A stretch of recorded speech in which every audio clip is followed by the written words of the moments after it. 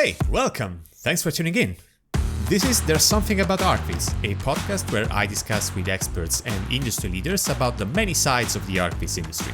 I'm your host, Federico Biancullo. I am an Archviz artist, founder of The Big Picture, blogger, and content creator in the field of architectural representation. I'm on a journey to learn more on all things about Archviz, art direction, business, technology, you name it. And I would like you to be a part of this journey as well. Through these conversations, my hope is to bring light to not so obvious topics connected to our industry and help you grow as a professional, as an artist, and why not, as a human being as well. So please join me. Without further ado, let's jump into today's episode of There's Something About Archviz.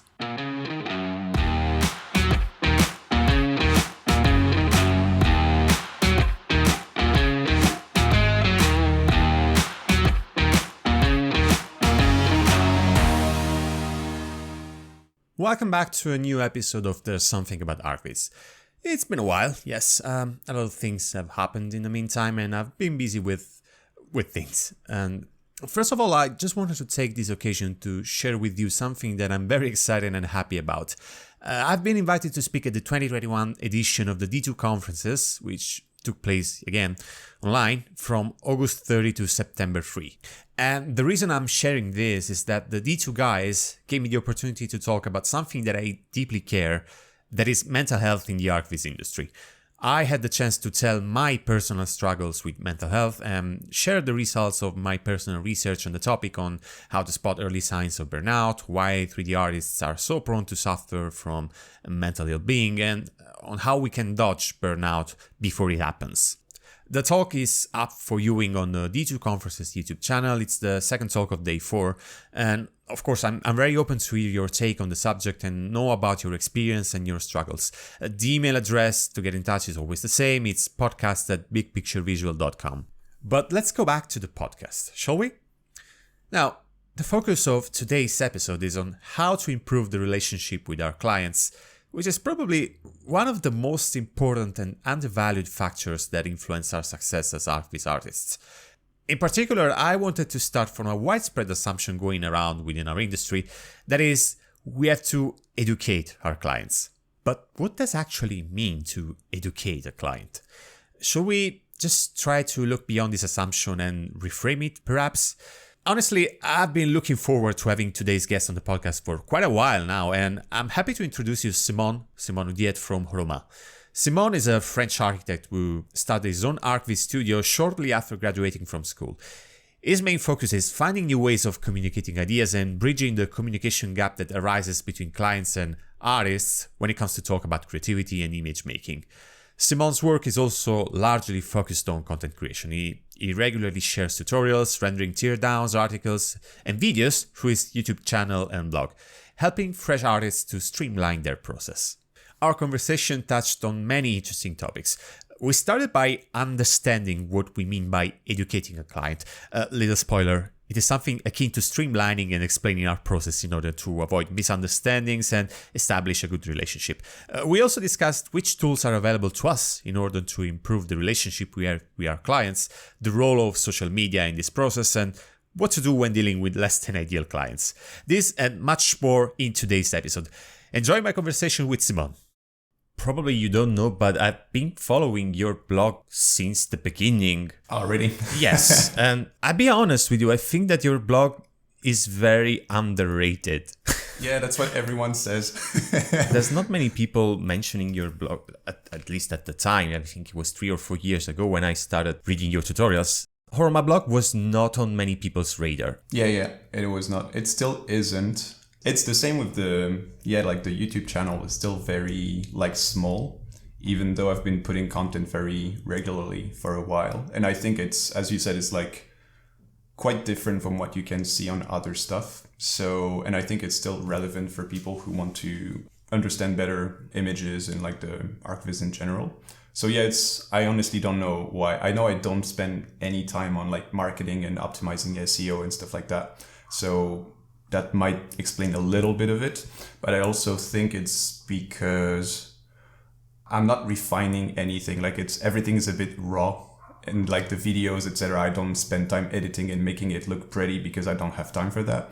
And I know that nowadays the sort of standard is for like very refined stuff where like the lighting is perfect and there's like a lot of cool and cute animations everywhere. And we're getting used to that. And I'm like, I have zero time to dedicate for that. So also it makes it look like very amateurish, even though the content is actually okay. I think YouTube is a really slow platform. It picks up very slowly. You have to be really, really consistent with uploading, with producing new content. So I think it's pretty normal that you don't get results before the first 30, 50 videos. Basically, this year I was focusing on being very regular and being like, I'm going to make one video every week or every 2 weeks for the whole year. And then I'll start assessing how it's going and if I can do anything about it or not. I mean, production value comes later.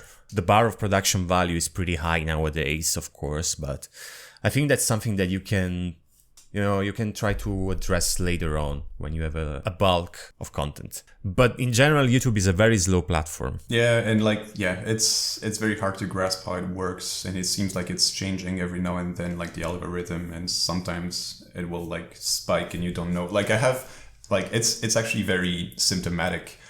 I have like a couple of videos that have like 13,000 views. And most of the others have like 200. And the ones that have many views are the ones that are very basic tutorials on like how to add snow in your images or how to insert people, which is like questions that many people ask themselves at some point. That's something that I noticed as well. When you go more into the explanatory, philosophical part of Archviz, you start losing interest. And I think that's a shame because it's what makes our industry run. I think it kind of comes with this social media ethos, is that everything needs to be very simple and quick. And once you need to dig a little bit deeper, everyone is leaving and they're like, no, I don't have time for that.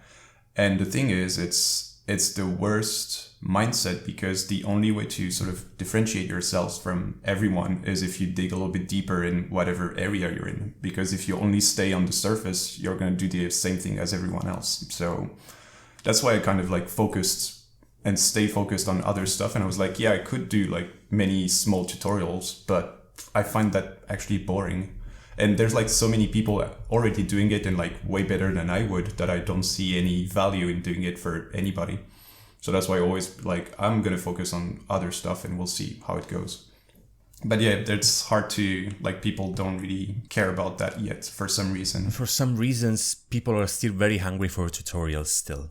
Whilst you can really find these things anywhere in the web right now. Really anywhere. Yeah, that's the thing. It's like more than ever, like even like when I started like 5 or 6 years ago, when I started doing the blog I was running, it wasn't because it wasn't available. It was more because I just wanted to put out there what I was doing and sort of like to keep track of what I was doing.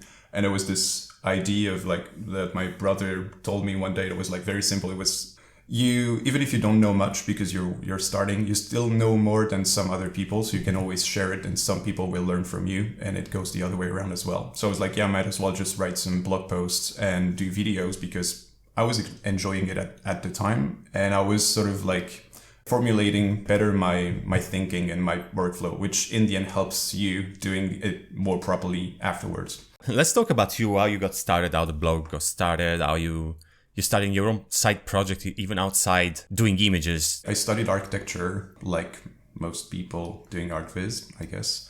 I graduated 6 years ago. And I think I always had like an interest in two main things, which was like theory and images. So this idea of like understanding how things work and just doing images of stuff that I liked and found interesting. And for some reason, I never worked in architecture firms. Well, I did work in architecture firms, but not as an architect, because there was too many things I didn't like about the sort of ethos in architecture firms, where it's like, you have to put in a lot of work, you have like shit pay, there's really this idea of like, you have to work a lot and people don't work smartly in there. It's like, I'm always, very astonished at how much time they waste when they work. And I'm like there's zero process, because there's this idea of like, we're kind of artists and we're like doing really original stuff. I'm like, yeah, you can do that, but in a more organized way and save time for your creativity to actually be even more efficient. And this is something that, at least in France, is completely absent. And this is something that made me never go into an architecture firm in France, or at least as an architect. Once I graduated, I did many competitions for fun, alone or with some friends, because I did still like designing stuff, because it's part of the fun, and actually making it come real by being able to do decent images was already also very motivating. I did work for a year in a firm in Paris, and I thought I would be working with like other Archviz artists and sort of learn from them, but actually it was just me over there. So I did learn a lot, but it was just because there was a lot of pressure, but in a good sense, because I just wanted to do good work. So I had to learn a lot of software very quickly and very efficiently. And it was a very good, gave me a very good taste of like, what is it to work on competitions? What is it to work with very tight deadlines? How you need to work efficiently? What is to talk actually with architects and how they kind of think and how they work. So it was very interesting. At the time, I already started working on Aroma on the side. I was doing mostly client work. Basically, I was working, I don't know, many hours during the week, and at night when I would go back home, I would work another 4 or 5 hours on my personal project. Well, not personal, but like commission personal project. And I did that for a full year. And then I started having too much work on Aroma, so I stopped my job and I started going full-time there. And I was always writing down like blogs and stuff like that because I was really interested in that. And I always did it on the side because it was a good thing to have on the side. Because that was the one thing also that I was not happy with the in-house job, is that the planning or the schedule was always the same. I would always be working on the same task. And this is not, even though like a project is like different set of tasks, but it's just very repetitive. And what I really liked when going freelance was this idea of like, I can take this day off to work on my like blog. I can take this day off to go take photographs of stuff that I like, and etc. And this was like way more dynamic and way more filling, because there was this idea of like, you can't be creative if you're sitting on a desk every day from 8 to 10 or whatever. Like I needed time to be outside or to do other stuff that were not really work related, because most of my inspiration comes from books, like literally writing stuff, not from like photographs for some reason, or like painting sometimes. But I have very visual stuff when I read things, and I need to read things, and you don't have time to read when you're working. It's reflecting a lot in the way you approach also your content creation. You have a really theoretical approach to the thing, to Archviz. And something I really appreciate of your work is that you have a really systematic, take on how to do things, even on your tutorial articles. You don't just give the tip on or the technical notion on how to do a thing, but you take time to explain why we're doing things in a certain way. For example, inserting 2D people, because that's the first tutorial I remember from your blog. And you took a lot of time, a lot of space, a lot of text to explain how to put 2D people and why to put them in a certain way. And that's something that it's really unique nowadays. In a world like ours that is so fast-paced, in which 30-second videos seem to be the trend, it's kind of a unique statement. And I really like it because I appreciate long-format content as well. Today's topic is, however, more about our clients. There's something that us as Archviz artists, we usually tell each other, that we have to educate our clients. And I remember you also wrote a really nice article on this. I think it was featured on CG Architect as well. Not specifically on this aspect, it was more, of course, geared towards us artists, but I think it touched somehow on this topic of client education. Maybe you can correct me if I'm wrong. You also wrote the same version of that article for architects. Yeah, there was two. It's actually, I had this sort of like epiphany a couple of years ago or a year ago.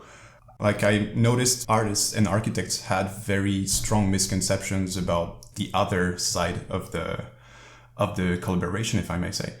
And I was like, this is very annoying because is detrimental to the quality of the work everyone is delivering at the end. So I was like, I'm going to write an article sort of like listing all the things that I personally as well like misunderstood when I started out. And I was like, maybe it's going to help people to have like the right mindset very early in their career, because otherwise you can go very far in the wrong direction and get a lot of frustration from not understanding why your client is doing what he is doing.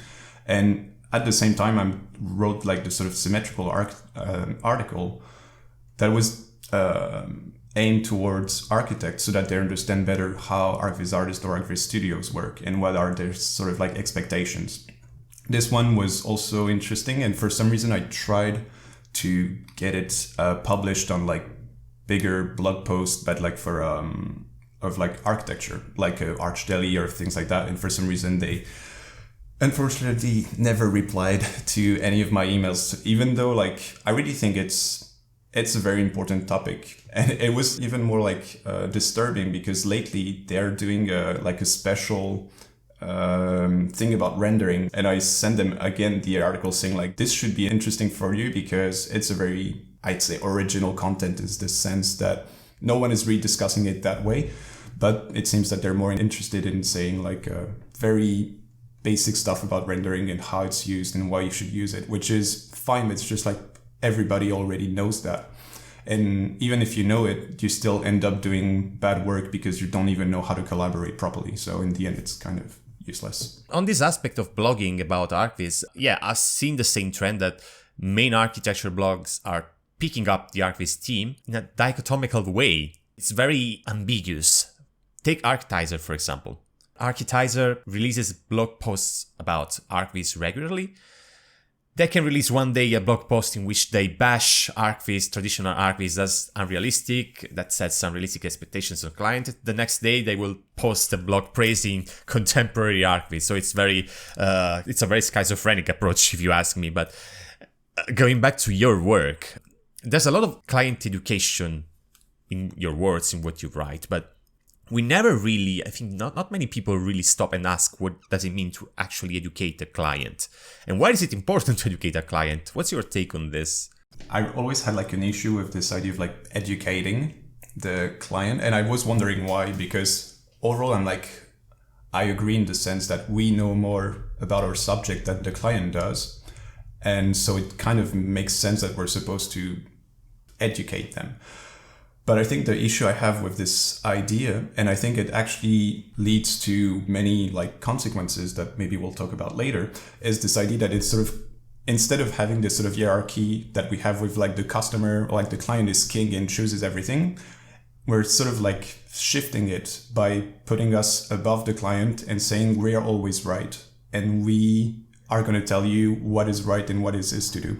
And the thing is that for me, it's not even the right way to do it properly, because the goal in the end is not to be right or wrong or to be above or whatever. It's more to have this like alignment of mindset where everyone is agreeing on like the strategy and the sort of goal. And for me, like, even though I understand that sometimes you can understand this idea of like educating the client as just, I'm going to explain you what I do and how I do it and why it's important. But I think sometimes it leads to people just acting like they're kind of dismissive of the client's ideas. Yeah, exactly. And it's, for me, this is like maybe the sort of feeling I had about educating the client. Every time I was reading like articles about this, and I was like, it doesn't sound right to me. Because for me, like the whole mindset or approach that I have with client is really this idea of building a conversation and understanding what they're after and how I can put all my knowledge at their disposal so that we can better address their issue, if I may say. And that's the thing also, tying back to this idea we're saying about like how I like theory and explaining things. And I think it's very important is that the only way you can have a conversation with your client and really help them in a productive way is if you actually understand why things work and why things don't work. If you're just like making pretty pictures, but by copying people or by just like copying references without really understanding why it is important that something is working that way or why there's like this type of dynamic or whatever, and you can't really recreate it and understand why it is acting that way, then you won't be able to convince your client to do anything. And then it's kind of leads to this sort of frustration that I see all the time on forums where people are like, my client is ruining my images. And I'm like, no, it's just don't have enough knowledge to explain why your idea was better than his or hers. And in the end, it's like, it's very just this idea of conversation. And if you don't set properly the sort of hierarchy, if I may say, but like the absence of hierarchy, then you're not conversing and you're just like pitching ideas, or you're just like throwing ideas and nobody's really trying to work together. How I see it is more a process issue. I think the artistic process, like you said, it's a product of a compromise with a client, more than a compromise, a collaboration, a dialogue, as you said. What I mean with education is more educating clients on the process, on how we do things, because usually clients are a bit, oblivious on how an image is made. Sometimes they just think it's magic. Well, more and more architects are becoming tech savvy. More and more architects are starting to get a grasp on how an image is made, and that's good for us. But still, it's the minority of them. And I think process is still a very unclear area of what we do to architects. So I think education should go into that direction, showing architects what's our process like and what's possible and what's not possible during the process. I don't know. What do you think about that? It's fun because, like, if you asked this question 10 years ago, the answer would be very technical in the sense that there are stuff that are not possible. Nowadays, like, literally everything is possible. Re-rendering something takes like an hour, changing like a little model or whatever, and you can literally do everything a client can ask. So what you have to do is to explain them why it's a bad idea.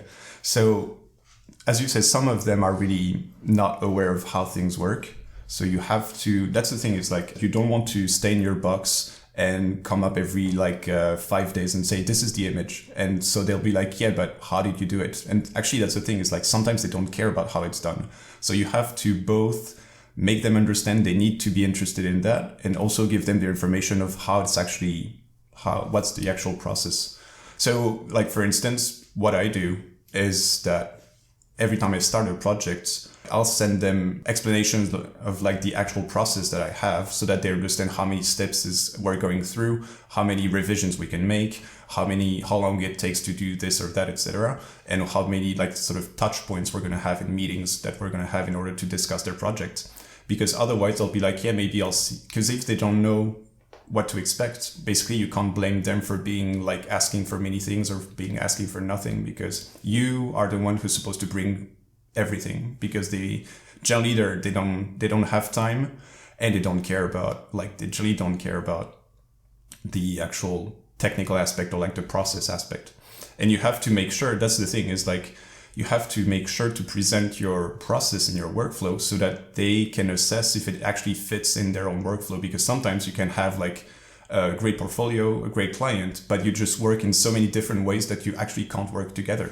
So you have to check that very early in the process. Otherwise you're gonna end up doing very bad images, because it just doesn't work the way you work. That's something that I tell potential clients all the time. What I tell them is that you have to know who you're working with. You have to understand what's the workflow, what's the process of the company you're working with. Each company has a different workflow. Not all Archviz companies work the same way. And it's something that us as artists, as freelancers, as entrepreneurs, we have to take into account as well, because sometimes we really forget that we don't all work the same way. So we just assume our client can understand our process automatically, and we don't bother explaining our process to them. And I think that's a mistake. But if we wanted to flip this question, what are the aspects that 3D artists are usually oblivious of the design process? I think the thing is, as soon as artists had like a little bit of architecture background, they are kind of aware of what's the iterative process that goes in like designing things. So that's basically also why like the workflow that I've built is really optimized for very iterative process and very simple, and how it's like to update things very quickly, or to make the effect you want, but like the simplest way. When I was working in-house in Paris, it was fun because I would have very big design changes until the last day, because competitions just work that way. And well, that's the thing. Sometimes you have like architecture firms that are very organized, and they will only change small things towards the end because everything is getting more detailed and refined. But sometimes you have like a sort of very big new idea that kind of shifts completely something. And in the end, like, it's a small shift in the concept, it's a big shift in the actual geometry. And it means that the image has to be almost started from scratch. And the thing is that it's interesting because if you don't understand the sort of architecture justification for it, and you're just have like an artist that came from photography or whatever, you'll be like, why are you asking me to change everything? And if you're an architect, be like, oh yeah, actually your new design, which is slightly different, is actually much better than the previous one. So it will actually be easier for me to work from that new model because it makes more sense regarding what you actually gave me in terms of like conceptual approach earlier. So you have to be like having a knowledge of like how firms work in-house is very, very interesting. And it basically leads you to understand how the sort of like evolution of work is throughout the process of at least for competition. Because when it's like more for a permit or something like that, it's very simple and very like the phases and steps is very straightforward, and you make an image and you sort of refine it and then it's done because you don't actually care that much about what it looks like. Well, it depends, but it's more for competition that there's like a very specific environment that you have to be aware of. I think there's also this idea of like, still linking back to this idea of conversation, is that sometimes I feel like Archviz artists are not asking any questions to their clients, like not even being curious about what's going on. And this, I think, is also something that sort of leads you to not understand how things are evolving, because if you're not really like, there's the idea of like you have to be part of their team. So you have to understand how is the design evolving, what are the decisions that are taken, and how it's going to impact your work. And if you don't make the step of actually trying to be part of their team and understanding how things are evolving, then you will always be at the end of the chain and receiving all the information at the very end. And then you have way less time than if you actually sort of forecasted it and took time to sort of stay in touch or get in touch earlier in the process. So if I would sum it up, it comes down to two things. It's one, what you just said is communication, trying to have a constant communication stream with a client and trying to avoiding that boxing situation. And the other one is knowing the project you're getting in. Because as you mentioned, competitions are completely different from real estate projects and building permits. Each of these projects works at a different pace. And with competition especially, yeah, it's true, but masses and volumes are prone to changes until very late. So you have to, keep your options flexible, keep your workflow flexible when you work on this project and expect the unexpected somehow. I think that's an important message to convey to those who want to work with competition, especially with larger firms. If you ever work with a very large architectural firm, did it happen to you? Like one of the big names, for example. No, but I did work with like 100 plus employees stuff in Sydney. So it was compared with like France, where it's usually more 20, 30 architects. It was pretty big. And it does have like this more hierarchical system where you can see how things are more like, they have like a stronger process, but still this idea of like things changing later down the line quite easily. I don't know if it's a cliche, but in my experience, the larger the name is, the more changes at the end there are. I don't know if it's a fact, but it's something that I really expect when I work with a large firm. However, in this process, in this relationship building process, what tools do we have at our disposal to explain our process to a client, to educate them on what we do and how we do it? I use workshops, for example. I hold small workshops for clients and potential clients in which I highlight how 3D companies might work, how they should deliver feedback, and also some technical things about how to export 3D models. That's just a small way that I use to try to get a relationship started with a client. Yeah, I basically try to do the same because I think it's one of the best approach. Basically, once you start like talking properly, openly about what you're doing, it gets easier, and understanding properly their process. So I do have this sort of like small workshops as well. I do spend basically what I do for any potential clients to have like a proper meeting where we talk about how they work, what type of work they do, what's their typical process. Then I explain to them what's my typical process, how I like to work. And then we sort of see if it would fit, because there's like, well, it's kind of stereotypical, but there's like two types of firms. You have like, for Archviz, you have studios that they will have like a first meeting, then they'll stay away for a couple of, maybe like a week, and then they'll deliver almost the final image, and there's just like one revision and then they're done. And these images are generally quite cheap. They're not necessarily bad, but they're cheap, and that's some clients are after. They just don't want to spend time and waste time sometimes with like being in the process, basically. And there's like other firms that are more into like, I'm going to take you through the whole process. We're going to spend the time necessary to build the sort of communication visuals you need. And it's going to be like that. And if it works for you, we're going to do that. I like more this aspect and this way of working because, as I said, it's fun because for me, there's actually no other way of working, because if you don't exchange ideas with your client, you won't be able to deliver what I call their successful image, which is something that really conveys the idea of your client and not your ideas and your interpretation, which is not something they're after. One of the big misconceptions I think that some artists have is that they have like their own interpretation of the project of their client, whereas what you actually want to convey is the interpretation of your client of their own project, but through your understanding of like composition and technical and artistic knowledge, which is quite different. And sometimes this sort of distingo is very like, people are quite oblivious to it. So that's why, and it generally comes down to the difference between spending like the amount of time necessary with your client to understand how they, like what they're doing, or not spending that time. We are linking back to the beginning of our conversation with this, when we were mentioning that when we close ourselves in a box, we fail sometimes to understand what the client wants to really see of their project.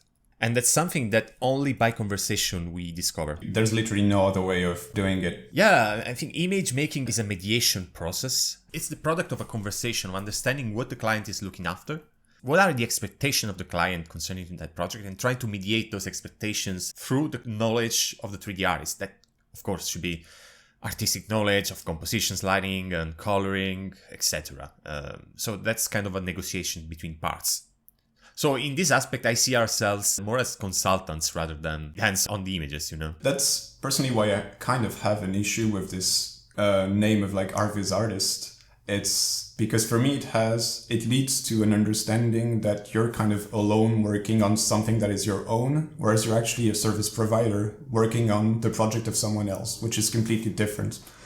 And it's sort of like, again, one of this small semantic thing that for me maybe leads to wrong ideas among like people starting, or even like more experienced people that are like actually not really having the right mindset when it comes to working with clients. Because it's completely, well, that's the funny thing, is that once you have the right approach, there's zero difference between working for your own images or for your client's images. But if you think that if you approach things in a, well, let's say like the wrong way, you will not be able to work for anybody else than yourself. As in like you can only work on personal projects because you're not able to understand what others people have like interpretations they have of their own work. You were mentioning this semantic thing. We've been discussing this very topic in Italy down here for a while, actually. Mm-hmm. How to call ourselves in our profession. What's the right job title? It's fun. You're linking it more to the perception of how are we considered outside our circles, but I don't like to call ourselves artists. It's something that it doesn't sound right. We should find something else. I don't think Archviz is art, honestly. That's quite a strong statement. I understand. It's one of those topics where I'm still not undecided, but right now I lean more towards UIDs that we're like mainly service providers that do visual communications. Artist is like, for me, it's kind of different. So I'm not really there yet. But on the other side, I think it's just a convention in the industry, because if you think about the gaming industry, you have environment artists, lighting artists, you have character artists. So artist is just a way to indicate someone who does the creative part of a certain job. So it's just a convention, I think. I mean, artists are not just, Caravaggio or Canaletto or Monet or Cézanne or Picasso. That's the thing. Artist is a bit broader nowadays. That's the thing. And I think that's the problem, is that we still have this sort of fantasized idea of what artist is, but we are sort of slapping it on more common stuff. So in the end, we still think that, like, the sort of like ego trip of like artists that know everything. But at the same time, we're dealing with other people, or like clients in general. So there's like a mismatch between those two. So that's why for me, there's this sort of mindset misalignment every now and then that can be problematic. But for instance, I actually asked like some friends from Australia and the US, Canada, etc. And I was like asking them, how do you call Archviz artists in your country, kind of? And I was saying like render guy or and I was like, there's zero artistic value in the naming. As you said, we're the only one, and it's probably a convention because, as you said, it comes from also video games and stuff like that are calling ourselves artists. In France, we call them like persman, which is perspectivist. That's the funny thing, is that perspectives are very mathematical. They're not artistic at all because they're just like points you draw and lines you draw. So they're actually supposed to be very unbiased. And so they don't have really artistic value, even though, I mean, we have all the sort of Renaissance stuff with like perspective, but I mean, in a conventional sense, it's mathematics. There's zero artistic idea. In the eyes of the clients. Exactly. I can relate a lot. In Italy, they use a really ugly word, which is renderista. Yeah. Which is the ugliest word you can use for 3D artists. But I think calling ourselves artists is more, as you mentioned, an ego trip of ours, maybe a way to elevate ourselves in the eyes of someone else. If we are considered renderisti or perspectivists in the eyes of our clients, we have to elevate ourselves in a way or another. Yeah. Simon, I want to move to a completely different topic. You're very active on social media nowadays with your YouTube channel, your newsletter. In this aspect of client education, I have a really big problem with how Archviz artists, use social media nowadays. What I see most of the time is image galleries without any really significant content or explanation of what we do. They tell us all the time that having a strong social media presence is important. But my impression is that we haven't reached yet a point in which our social media provides value or something interesting to a client. So how do we create some social media content that is actually useful or tailored towards client instead to other artists as an ego trip? I think galleries like Instagram galleries are more of an ego trip rather than anything else.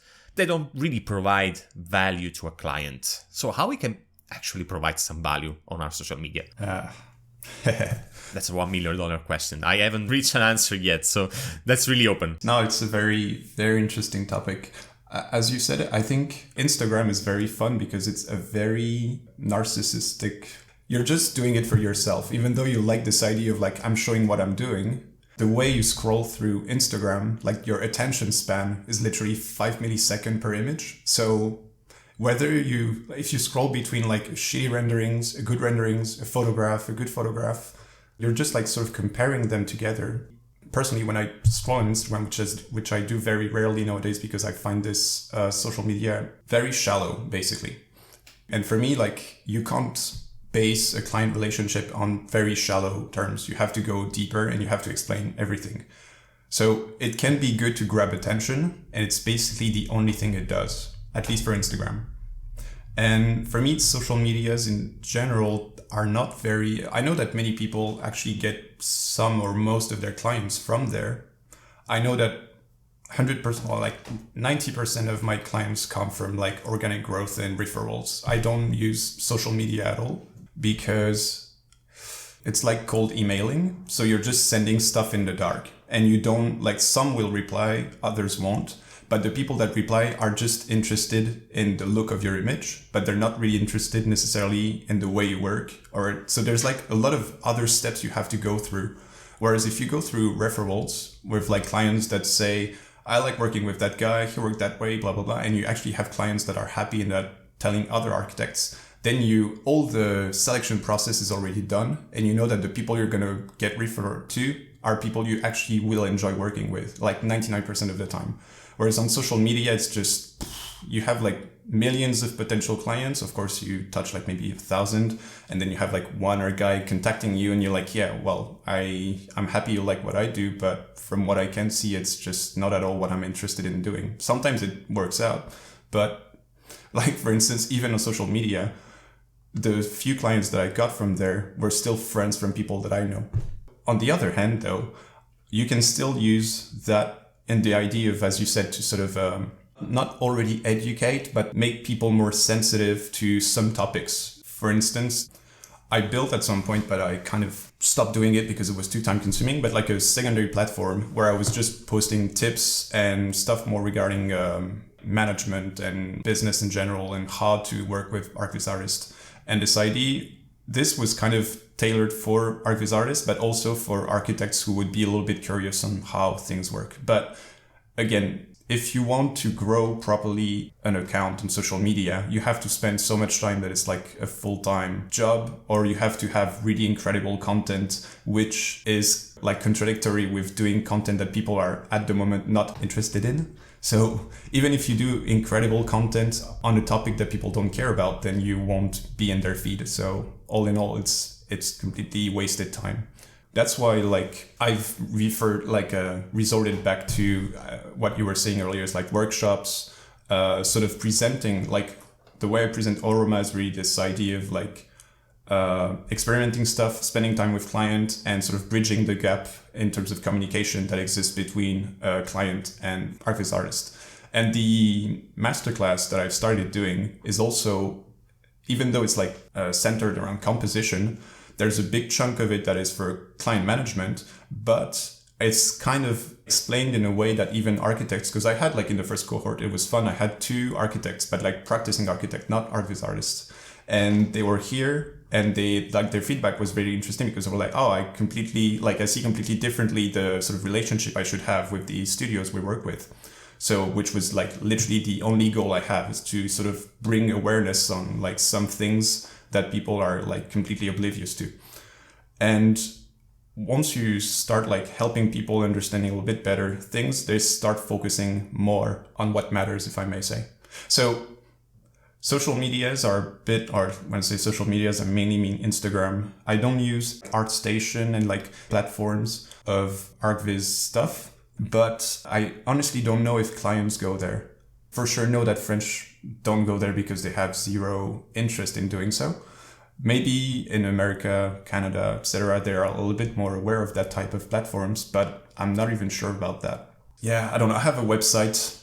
It's enough. I don't need to have like 60 different platforms where I do stuff. The website thing is interesting. I was thinking lately, well, I never have time to do this, but I was thinking of restructuring my own page, not as a gallery of images, but as a showcase of case studies. So I would really love to write something on the project that I did, on how I work with the client and the challenges that I had to face. So do you think that kind of aspect, that kind of interaction could be more interesting for a client that goes on your website, trying to explain how you worked and what were the challenges? That's what people in design and creativity field do. I don't know if you follow Chris though. Yep. He has a course on case study building, and that's something that works really well in creative industries. And when I see this kind of theoretical development in design, I think that Archviz is a bit behind in this aspect as well. Yeah, it's a feeling I had with architecture. First, I was like, how come we are still so inefficient on all the communication aspects at everything? And then I started doing Archviz, and I was like,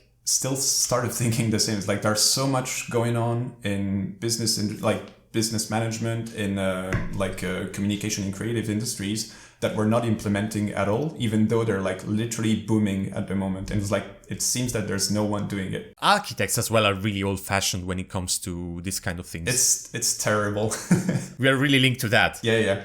It's good because the new generation, if I may say, seems to be thinking quite differently, but at the same time, they also understand that they need to build their own visual style, so they mainly do stuff in-house, and they go for more like simpler representation sometimes. At least in France, we're like this have trend of like collage and things like that, or in Belgium as well. It's something we can't compete with in the sense that it's just a completely different medium in a way. Did a client of yours ever ask you for a collage style image? No. Sometimes they ask for things that are kind of collagey in the sense that they will ask me to make some stuff transparent and things look like less realistic, but I generally say no because I don't like to work that way. And the thing is, like, I know too many people that are very good at this, and I would be like, I'm going to refer you to someone I know and he can do it or she can do it for you, than me doing it less well, because it's not what I have like a sort of style that I'm trying to build still, that I want to aim towards, and it would be stupid to sort of do something completely different, even though I like to do something different, but not for commission work. And to close with something a bit more fun, have you ever had any experience with a client that was really beyond any chance of being educated, or bridle them into your process? I've had bad experiences. There's one thing though that I want to say first regarding that is that one thing that I do every time something goes not well or bad is that I try to make sure that I'm not responsible for it. So I really analyze, like I literally reread all the emails we've been through and double check if I was the one not being clear about things, because I don't want to come out as like being not nice or just like an asshole, even for something that I thought the guy was doing, even though actually it was me who was like not asking the right things or not doing things the right way.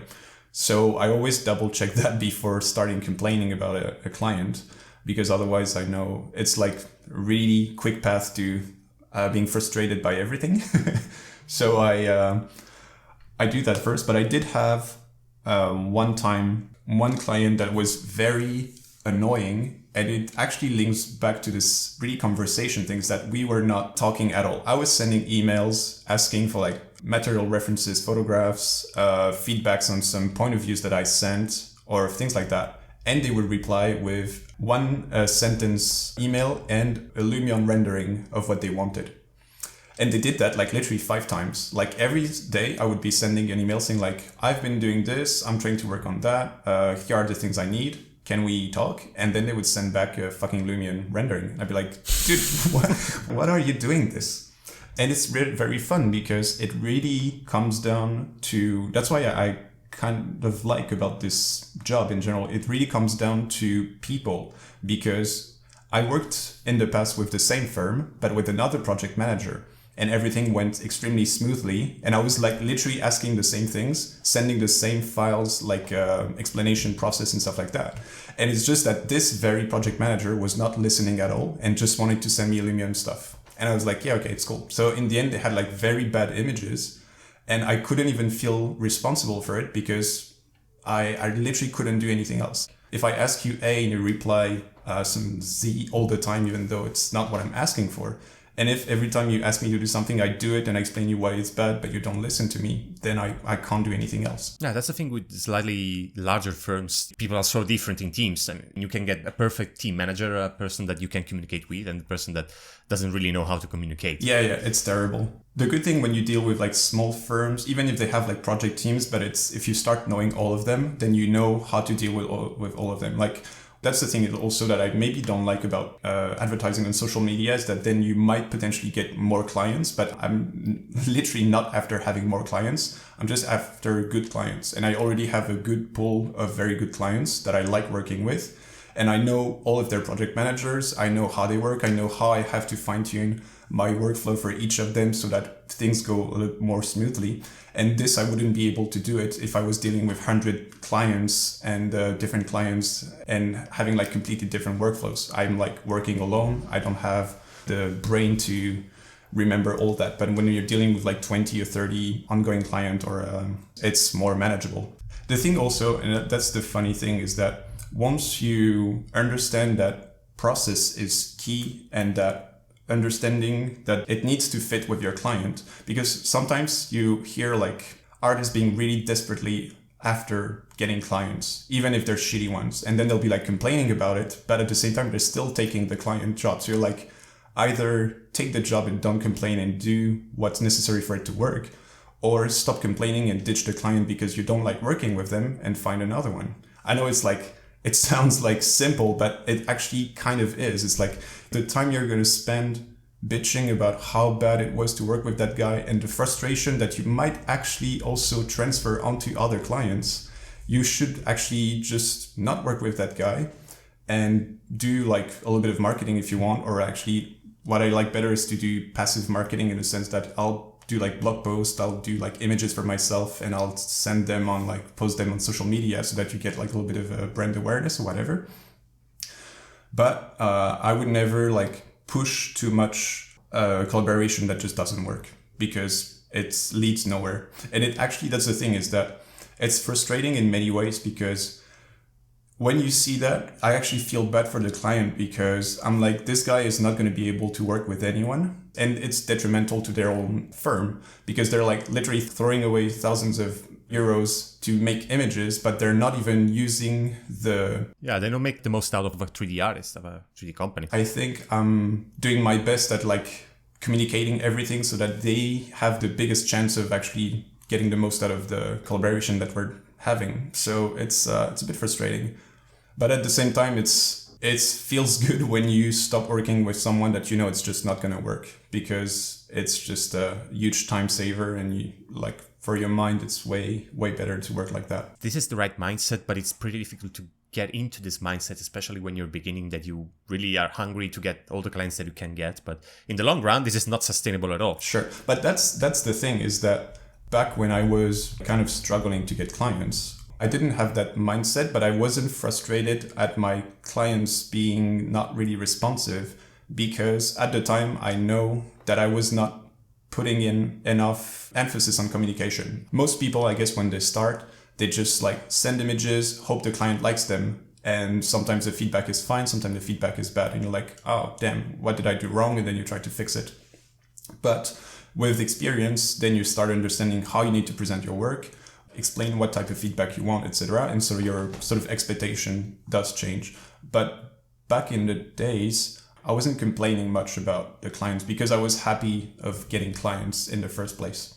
But I have to say, I was quite lucky, because the fact that I did work in a firm in-house was actually my first big client when I went freelance, because I was still working for them, but like as a freelancer, because they couldn't replace me very quickly. It took them like almost a year to actually find someone. I still worked for them for about a year. And I was very lucky to meet like the right people, and that were like having the right bosses, and that were working in the right firms. So I got like a good pool of clients quite early. The thing is, I was also very comfortable with not having work. I would still like need to make money like everyone, because you still need to pay your rent, etc. But I think it actually came from the fact that I was running this YouTube channel and the blog, is that every time I had free time, I would be dedicating it to this more like long-term thing. Even though it took like literally 6 years to get it to somewhere where I can sort of like make a little bit of money out of it. But it was, really this idea of like, I still needed to build up my skills and learn stuff. And I didn't like the idea of marketing and looking for clients. So I would be spending most of my time just learning stuff. And eventually clients would come, because, well, that's the thing, is like, every time I had a client, I would be spending a lot of time making sure everything was as good as it could be. So they would always come back to me because they were happy with the result. It's just that they don't have like projects every day or every week or every month. So sometimes I would have like a couple of months off. And even nowadays, I mean, like this year, the first 3 months of 2021, I had like one contract. Even though I've been doing this for 6 years, and I usually get like a decent amount of work. But for the first 3 months of the year, I had like literally almost nothing to do. But I was focusing on the masterclass. I had many other stuff I wanted to work on. And it didn't even cross my mind to start advertising or marketing stuff, because I know it just doesn't work for me. And it doesn't, as I said, like bring the type of client that I'm after. That's also interesting. I had a similar situation. Even though, like you, I have side activities that potentially can bring me extra income, like content creation, course building, etc., I find it really, really difficult to stay calm and use my time to do something else, because I freak out when I don't have clients' work. Even though sometimes I don't just want to do images. Yeah, that's the other thing. Let's not get too deep. And I know we've been talking for quite a long time now, so I want to move towards the end of the conversation. I don't know if you have any reading or research on this topic of educating clients, of managing clients, that you can share with who's listening. There are many, but they're all saying the same. So it's kind of, okay. You go quickly over what's been said. I know that I've been, when I was, younger, kind of, but like several years ago, I was reading a lot of self-development book and business book. And there was like a couple of guys that I really liked, like Todd Henry and Blair Enns, basically. These are like the two main people that I kind of read about that I quite like, because Tom Henry writes a lot about like self-development, but how to insert that into your business productivity, which is very interesting because it gives you like an idea of how you need to manage your business. And there's also this like a lot of writing about like teamwork. So basically teamwork is the same. Once you have the mindset of like you need to collaborate with your client, then it's just teamwork. So whether it's like in the same firm or like like if you're a consultant, it's actually the same relationship. So it's very relevant to read his books. They are pretty fun. And Blair Enns is very nice. I know that Chris Do talks about him all the time, but it's like the Win Without Pitching manifesto, which is, for me, is like, it's super short, but it's the eye opener on how you need to deal with your client and how what you need to focus on, how you need to talk with your client and things like that. But the thing is, it's very odd because in the masterclass that I do spend, as I said, like a time of like explaining how to deal with clients and what type of mindset you should have and how to address like typical objections that they have, etc. But even though I can sort of like come up with like many anecdotes, or histories, etc., of how I dealt with something and how it went well or how it went wrong, etc., and how you can learn from that, you still need to sort of experience it at some point in order to be able to address it. One thing though that is very important for me, as I was saying, is like this conversation aspect. And it's also this sort of like being very aware of what you're doing. This is how I based basically the composition course that I did, is like asking why all the time. Why am I doing this? And not just how can I do this effect? It's like, why should I do that effect in the first place? And the same with the client is like, why should I convince him or her to go that way? And how can I convince him or her? And it's all this sort of like being aware of how you're talking with clients, how you think you're coming across to them and how they actually perceive you, and being very upfront actually. You can do it by email, but it's always better if you can meet the person or at least be on the phone, because there's a sort of like better level of awareness, of understanding of how people are actually talking, because by email, everything seems a bit cold sometimes. So it's not really good. But it's really important to like listen all the time to what people are saying and to really try to understand before filtering it and adding your own interpretation on it. Because otherwise you're always going to misunderstand what the client is telling you. And it's like the worst thing that can happen, because then it means that you're going to set up a goal that is actually not your client's goal. And this is not what you're getting paid for. Goal alignment, I think, is the first thing in the process. And this can be done only by speaking, by communicating face-to-face with a client. I hope to do it better and better. It's not easy as well, especially for introverted people. It's really difficult to get on the phone or get on Skype or Zoom and talk to a client. Honestly, I freak out a bit when I know that I have to have a call with a client, but I'm forcing myself to do it. Yeah, I think you get more and more comfortable talking with clients, the more you get comfortable with the knowledge you have. If you know why and how to explain your point of view properly with like words that seem unbiased and that sort of like can really make a convincing case, then it's easier to call someone and like ask them what they think and how we can go forward, etc. But if you really like have a very flimsy knowledge of how you're doing things and why you're doing them that way, then of course it becomes very daunting to call a client and then expect them to have like completely different opinion on what you just submitted and not being able to reply because you actually don't even understand the core of the reasons that led you to do that images that way. And it's true also that we, like, since it's a kind of tech arty industry, some people, I guess maybe majority, are like a little bit introvert and really are not necessarily introvert, but at least very used to being mostly alone in front of their computer or like in small teams and having like a very specific way of like communicating. And it can be very indeed complicated to just get this habit of calling your client all the time. I know that I'm still working on it as well, of course. But what I do now is that I do write like very long emails as well all the time, which is not very good thing to do, but it helps in keeping track of how things are going, which is good on that aspect. That way I can tell them like, we sort of like had this idea at that moment and it seemed like it was working okay. And I explained to you like other things that didn't work and we can sort of like go forward from there and avoid going back too much. It's going to be very useful to people what we say today, and I'm really thankful to have had this conversation with you. I'm very happy we had it. I was very looking forward to it.